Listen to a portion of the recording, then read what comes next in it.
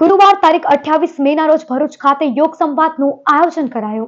ભરૂચ શહેરના GNFC township સ્થિત ladies club hall ખાતે ગુજરાત રાજ્ય યોગ બોર્ડ દ્વારા યોગ સંવાદ કાર્યક્રમનું આયોજન કરવામાં આવ્યું હતું। કાર્યક્રમમાં મોટી સંખ્યામાં યોગ પ્રેમીઓ, યુવાનો તેમજ નાગરિકોએ હાજરી આપી યોગ અને સ્વસ્થ જીવન અંગે માર્ગદર્શન મેળવ્યું હતું। કાર્યક્રમમાં ગુજરાત રાજ્ય યોગ બોર્ડના ચેરમેન યોગ સેવક શિષપાલજી મુખ્ય વક્તા તરીકે ઉપસ્થિત રહ્યા હતા। તેમણે યોગના મહત્વ, માનસિક શાંતિ, સ્વસ્થ શરીર અને સકારાત્મક જીવન માટે યોગની જરૂરિયાત અંગે વિસ્તૃત માર્ગદર્શન આપ્યું હતું। આ પ્રસંગે યોગ દ્વારા સમાજમાં સકારાત્મક પરિવર્તન લાવવા અને દૈનિક જીવનમાં યોગ અપનાવવાનો સંદેશ આપવામાં આવ્યો હતો।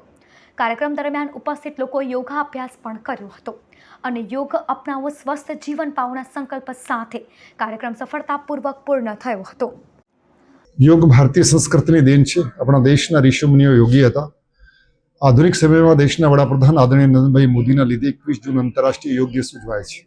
હવે 12મો આંતરરાષ્ટ્રીય યોગ દિવસ આવે છે અને ગુજરાત રાજ્ય યોગ બોર્ડના માધ્યમથી સમસ્ત ગુજરાતમાં યોગના કાર્યક્રમો થાય છે।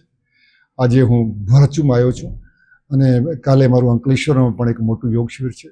મકસદ એ જ છે કે યોગનું વાતાવરણ બને, દરેક વ્યક્તિ યોગ સાથે જોડાય। યોગ વ્યક્તિ નિર્માણથી રાષ્ટ્ર નિર્માણનું કામ છે, આત્મ ઉન્નતિથી રાષ્ટ્ર ઉન્નતિનું કાર્ય છે। લોકો યોગને એક્સરસાઇઝ સમજે છે। અમારું મકસદ છે કે લોકો યોગને યોગ સમજે। યોગ જીવન પ્રબંધન, તણાવ પ્રબંધન, આહાર પ્રબંધન છે। આવો આપણે બધા સાથે મળીને યોગી બનીએ, નિરોગી બનીએ, સમાજ માટે સહયોગી અને રાષ્ટ્ર માટે ઉપયોગી બનીએ। ધન્યવાદ।